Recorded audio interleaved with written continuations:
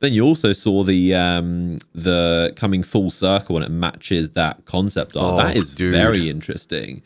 I sit there and I genuinely do. I think it is the case, but I do wonder if that's like a full rotation after they rewrote the story and whatnot, and had their core pillars backed up and, you know, reiterated. I wonder if that moment has been planned out for close to a decade.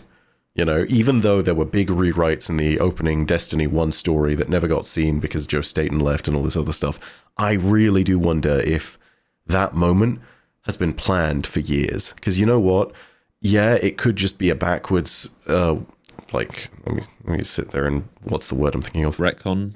Or... No, I know the word, when they just kind of, in hindsight, make it look like it was planned. Yes. Yeah, no, it could just be something where in hindsight they have made it look as though they planned this all along, but there's something brilliant about that shot and the way that the characters in that shot have all traveled to this moment that really makes me feel as though there has been a plan in the background this whole time.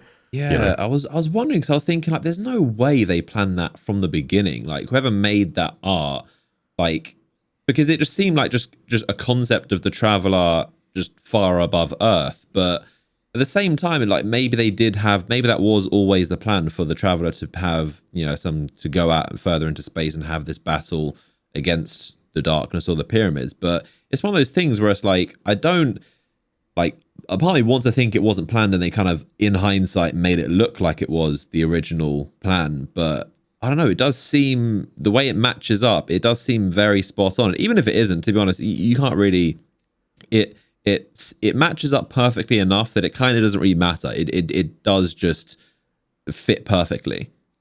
It falls back to what I'm saying about this new era of Destiny and sitting there and saying, this is the inflection point, you know? Like, I think Bungie is telling us that very clearly with a cutscene like that. They are sitting there and saying, okay, you have experienced something up to this point.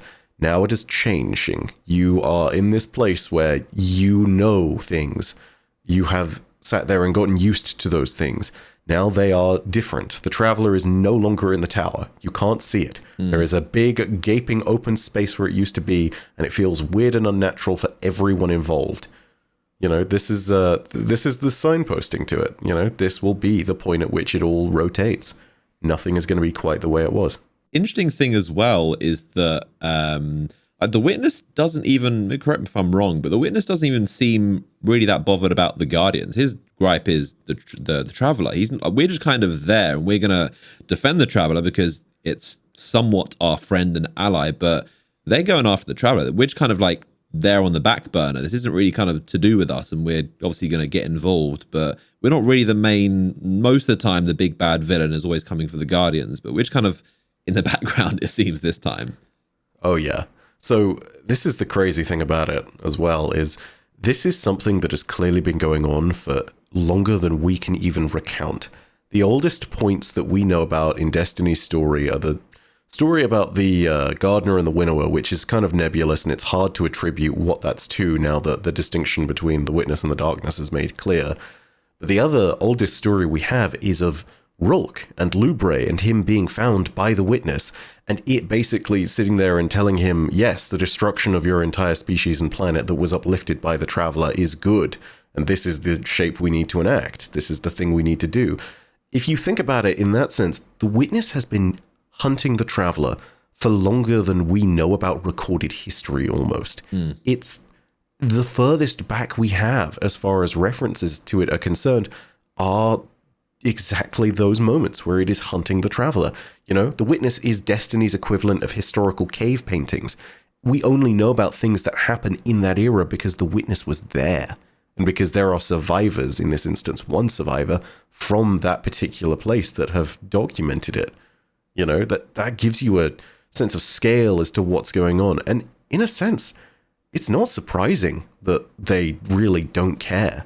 It's got some kind of unfathomable logic to us. It's almost eldritch in the sense that there is no way a human mind, I think, can easily comprehend what Bungie is trying to do with the Witness. You know, it has lived out life on a scale bigger than any of us will ever see, bigger than any of us can probably even count. So, yeah, that's kind of where you sit there and look at the scale of it all, and You have to understand the Witness in those terms, not in the sense of, oh, you know, they look at us Guardians as a threat. They see us as minnows. Yeah, you know? just like some fallen boss. Like that's very just minuscule compared to the big grand light versus dark universe, ancient powers, like the birth of the universe. It's all way above our heads. Oh yeah. So I mean, I think the perfect example of all of that and that kind of how little they care is the way that in the season of Arrivals, Rasputin got treated. I mean, Rasputin was literally brushed aside they were a kind of annoying child. Yeah. This, you know, they tried to bring down a pyramid. They brought all of their massive weapons to bear. This is a thing that could nuke an entire planet, conceivably, and has weapons to destroy the Traveler, you know, and with a single wave of its hand, the Witness just completely turned it offline. And, I mean, it took, 2 years for us to get it back? I mean... you know, there's a lot to be afraid of there in that respect. There's a lot going on. And now it's gone again. Sacrifice. Poor Red. Yeah, served its purpose very well, though. But yeah, it's a good, you know, yeah, Rasputin's always been, you know, one of the core favorites of the story. But I feel like it was a pretty good, noble way to go out. And also Eramis as well. Very impressed with her story arc. I remember back in Beyond Light, we were talking about how we hoped she wouldn't just be just a easy come, easy go boss that isn't really, because she did come out of kind of nowhere. She had a little bit of roots in the lore and they kind of made up for it by adding her in, but she did kind of just come out of nowhere and was a fallen threat. She wasn't that intimidating, but then obviously we saw she was frozen on Europa. And obviously a lot of people knew that probably means she's going to come back. If you don't, in all media, if you don't see them die, they're probably not dead. And especially if they're frozen as an icicle just there pointing at this, they're probably going to come back. But she did, and she, you know, ended up being a pretty good recurring character in a lot of the seasonal story, and then ended up being a pretty important character. And her versus Rasputin ended up being a major point of nearly destroying the Traveler. Yeah. I have to say as well, I not only do I completely agree with what you're saying, like Eramis did take on that villain of the week quality that a lot of early Destiny villains have. I love, and you know, maybe I get a little flack for this, but this is why I love the seasonal model, because even though there were things that were not so desirable about Plunder, I think that it was very clear that Eramis's development and her story that goes in tandem with Ido and Mithrax was really something that got developed. And again, the culmination of that is the Season of the Seraph. She gets the opportunity to do the thing that she has always wanted to do, which is to avenge the Traveler's betrayal of Reese, as she sees it. She gets to sit there and ultimately say, I was able to put the screws to this thing that screwed over our entire people. And then it just blinks in front of her eye and it's lost. You know, it's one of those moments where she even turned the key, she made the conscious choice, and afterwards, in that moment where she's like, why isn't it running? Why isn't it fleeing? It's something where you can hear the distress in her voice.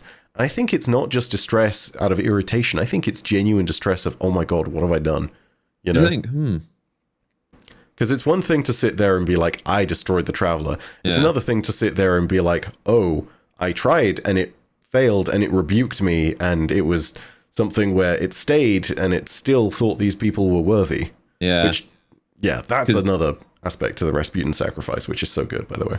Yeah, I mean, she thought for a second the Traveler leaving. She's like, oh, it's doing it again. It's abandoning. And then the big moment where it actually stays and hangs around. It's like, oh, it's not leaving. Now it's actually going to go stand and fight. But yeah, that's one of the most interesting. We've seen literally since 2014, the Traveler has just been the big ball in the sky, a piece of scenery, and it's done absolutely nothing.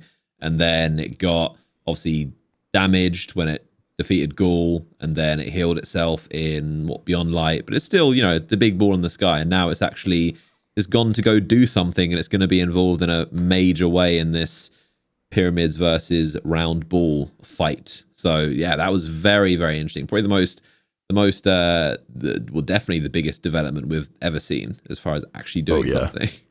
I think my favorite comment that I saw from the YouTube comments section on that video, because they uploaded the cutscene, is I like the bit where the Traveler traveled. Yeah. Just, you know, it's very simple. Yeah, I saw that.